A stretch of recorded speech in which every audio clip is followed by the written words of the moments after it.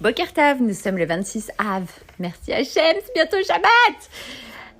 Et bien évidemment, chaque histoire est racontée pour la délivrance Bekarov de Ori Ben Enov, Tal Ben Itza, Omer Ben Sheli, et la délivrance Bekarov de tous nos protégés, la protection du soldat Yonatan Shimon Ezra Ben Ninor, ainsi que tous nos soldats, la protection du Ham Israël, notre Geoula Bekarov, la Refoua Shelima David Dor Ephraim Ben Ravarana, Ruth Batrarel Yehudit Lubatzara Tipora Ava Batzara, Avraham Yeshua Eshil Ben Indayela, la Refoua Shelima Bekarov de toute malade, et Elinu Nishmato, Meir Yaakov Ben Rayamushka, Alon Lulu Ben Nira, toutes nos victimes de ces attentats, de ces attaques, tous nos soldats morts au combat, toutes nos victimes de la Shoah, tous nos regrettés défunts, tous mes ascendants Tzatal et tous nos tzadikim, que leur âme repose en paix et qu'ils intercèdent en notre faveur. Alors, vous vous souvenez que nous avons raconté une fois une histoire d'Eliyahu Hanavi.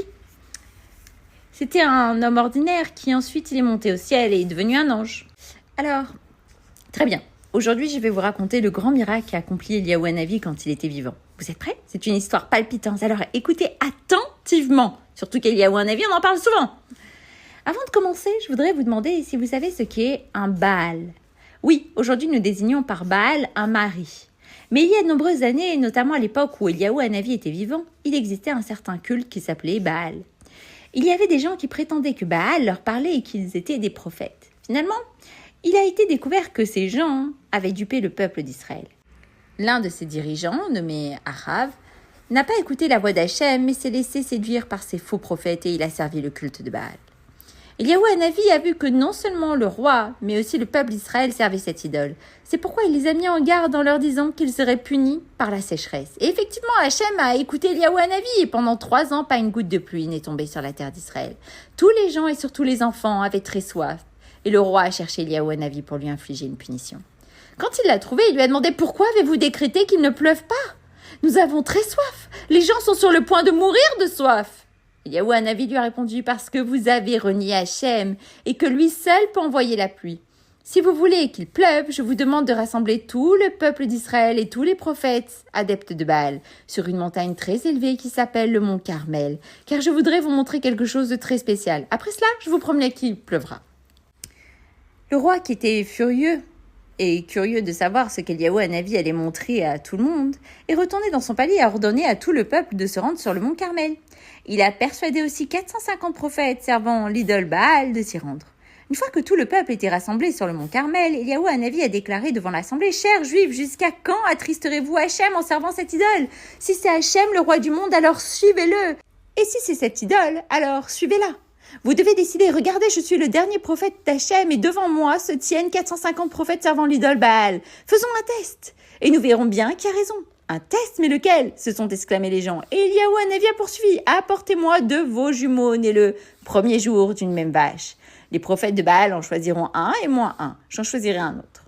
Ils construiront un autel à leur idole et je construirai un autel à Hachem. Ils procéderont à l'abattage rituel du veau qu'ils auront choisi et déposeront des morceaux de l'animal sur leur autel.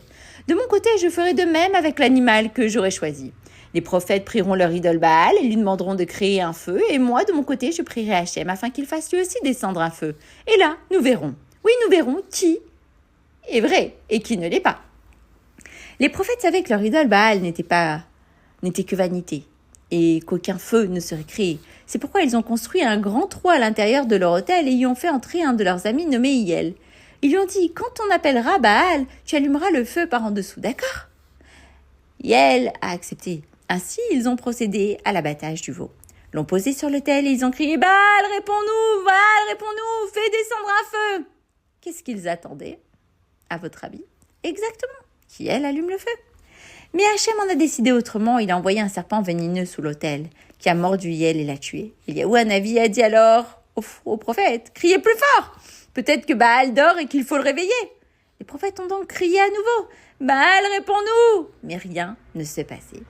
Ils ont alors sauté sur l'autel et aiguisé leur épée, espérant que cela aiderait peut-être le feu à s'allumer, mais en vain. Ils ont ensuite sauté sur l'autel d'Eliyahu Hanavi et l'ont détruit. Mais aucun feu n'est apparu.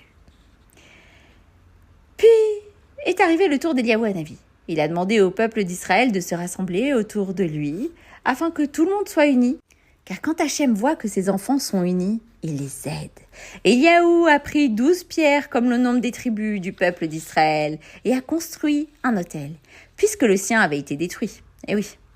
Autour de l'autel, il a creusé une sorte de fosse et a demandé « Apportez-moi 4 cruches remplies d'eau et versez-les sur le sacrifice et les branches d'arbres qui l'entourent. » Les gens ne comprenaient pas. De l'eau, mais l'eau éteint le feu et Eliaou Hanavi était censé prier pour qu'un feu descende du ciel. Écoutez plutôt la suite. Après que les 4 cruches d'eau aient été versées, Eliaou Hanavi a dit « Et maintenant, remplissez à nouveau les cruches et versez-les sur le sacrifice. Enfin, procédez à cette opération une 3e fois. » Ensuite, Eliaou a ajouté que celui qui a encore de l'eau le verse sur mes mains. Il a alors posé ses mains sur l'autel et Elisha, son meilleur élève, est arrivé et y a versé de l'eau. Savez-vous ce qui s'est passé à ce moment-là?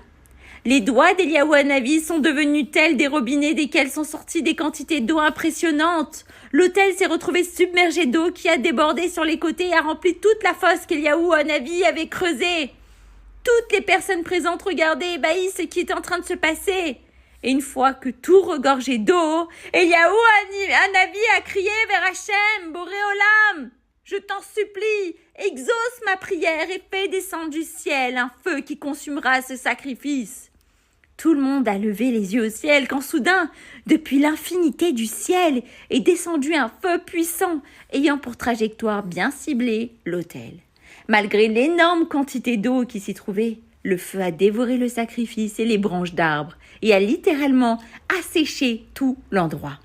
En voyant ce spectacle époustouflant, le peuple d'Israël a crié d'une voix forte « Hachem est le Dieu du monde! Hachem est le Dieu du monde !» Répétons cette phrase nous aussi, de tout notre cœur. Hachem est le Dieu du monde! Hachem est le Dieu du monde!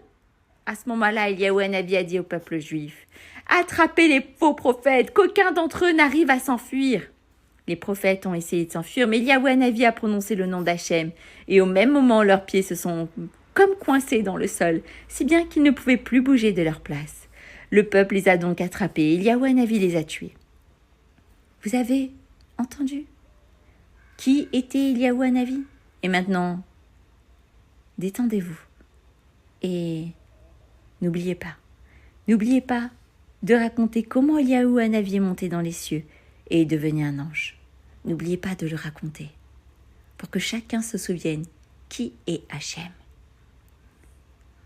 Good Shabbos.